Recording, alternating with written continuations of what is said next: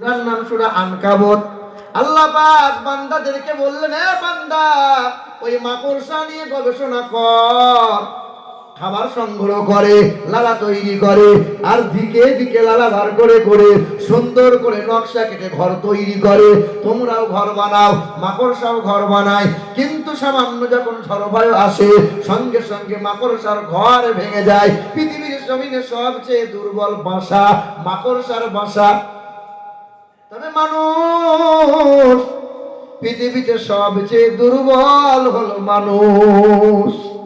সবচেয়ে দুর্বল কে? মশার চাইতে দুর্বল হলো মানুষ।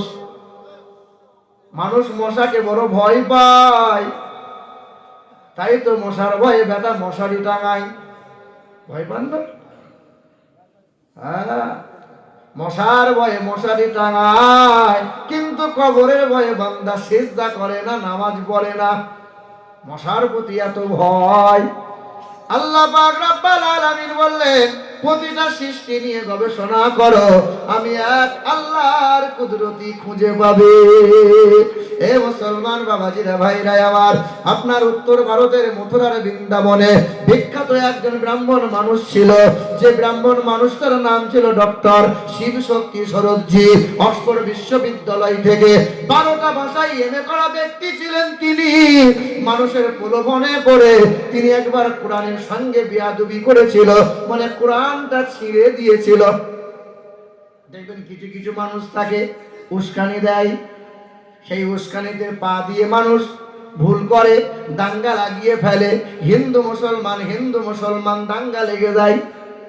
উত্তর ভারতের মথুরার বৃন্দাবনের বিখ্যাত মন্দির, 300 বিঘা জমির মধ্যখানে দাঁড় করানো। ওই মন্দিরে ব্রাহ্মণ হয়েছিলেন ডক্টর শিব শক্তি সরোজজি। তিনি যখন কোরআনটা ছিঁড়লেন, মনের ভিতরে অনুশোচনা হলো, হাই, বেদে তো লেখা আছে, নিজ তুমি ধর্মের ধর্মগুরু হলে অন্যের ধর্মকে সম্মান করো, অন্যের ধর্মগ্রন্থকে তুমি সম্মান করো, তুমি সেটাকে মানো আর না মানো, তবে অবমাননা করো না, ঘৃণার চোখে দেখো না। ডক্টর শিব শক্তি সরোজজি কি করলেন? আমেরিকা গিয়েছিলেন, দিল্লির বিমানবন্দরে ফিরে এসে বসে আছেন। একদল হাজি মানুষরা হজ করে ফিরেছে। সবাই যখন তারা বিমান থেকে নামছিল, এই ব্রাহ্মণ মানুষটা দেখতে পেয়ে সামনে গেল। বলে, আপনারা কারা? বলে, আমরা হাজি সাহেব, মক্কা মদিনা থেকে হজ করে আসছি। বলে, আপনাদের হাতে কি? বলে, এক হাতে কাঁথাকম্বল বিছানা, অপর হাতে পানি। বলে, ওই মক্কা থেকে পানি বয়ে নিয়ে আসছেন, আপনার দেশে কি পানি নাই? বলে, এই পানি সেই পানি নয়, এটা হলো জমজমের পানি।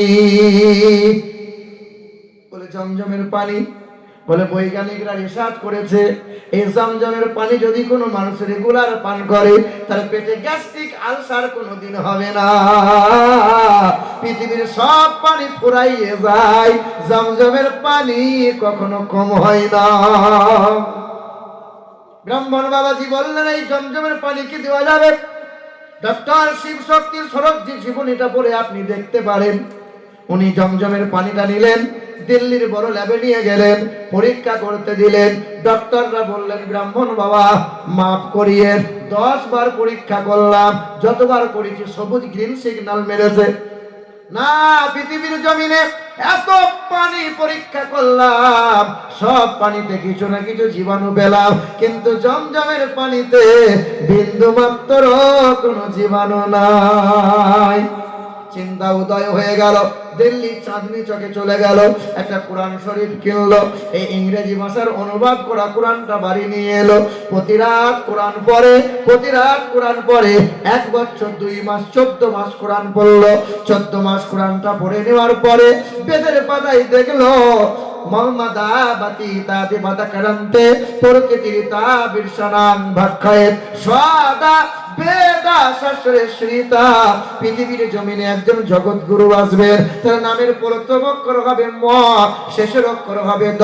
তিনি হবেন সততা সত্য প্রিয়, অষ্টগুণ পুরসংধি ভজন্তি কৌলাঞ্চ তমাশ্রতম চ বহুভাষিতা চ দানং যথাশক্তি কৃতজ্ঞতা চ।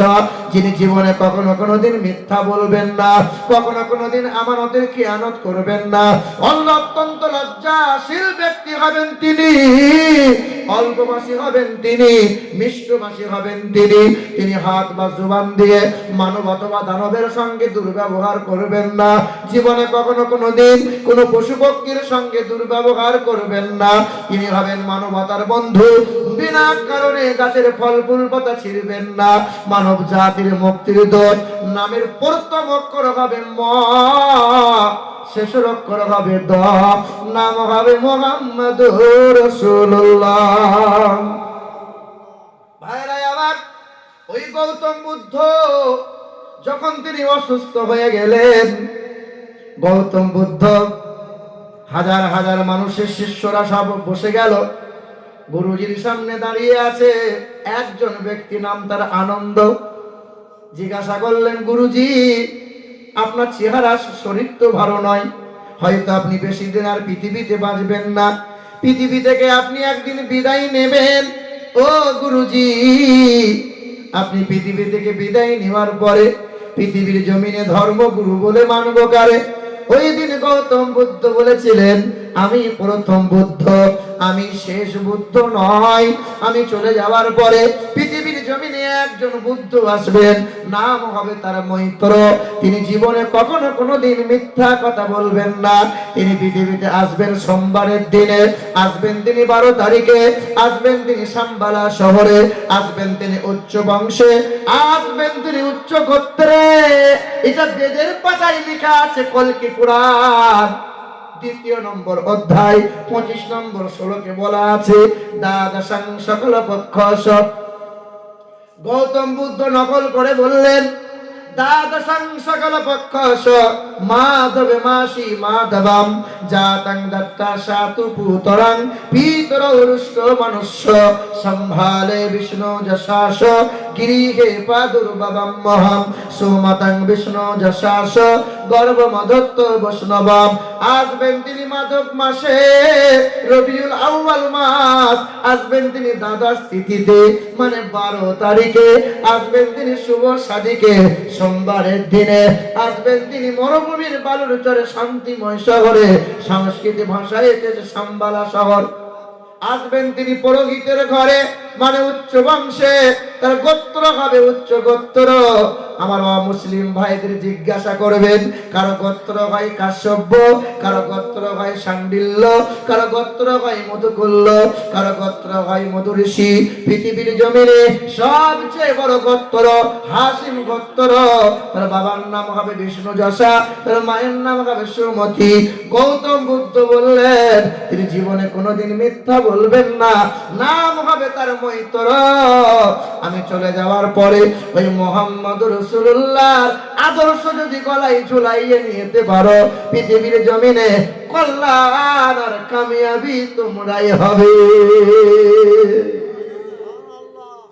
ভাইরা আমার, 14 মাস কোরআন পড়ল, 14 মাস কোরআন রিসার্চ করার পরে বলল, এই পবিত্র কোরআনে আমি রিসার্চ করলাম, আর এই পবিত্র কোরআন পড়ে আমি জানতে পারলাম এখানে কোনো হিংসার কথা বলা নাই, এখানে কাউকে আঘাত করার জন্য বলা হয়নি, কোনো ব্যক্তিকে টার্গেট করে বলা হয় নাই।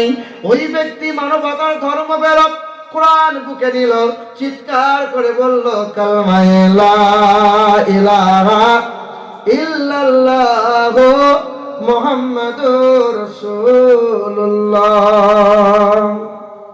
আচ্ছা, আপনারা শোনেন নাই যে এক বুড়ি মহিলা মক্কার জমিন থেকে পুঁটুলি বেঁধে পালিয়ে যাচ্ছিল নবী মুহাম্মদ সাল্লাল্লাহু আলাইহি ওয়াসাল্লামের ভয়ে?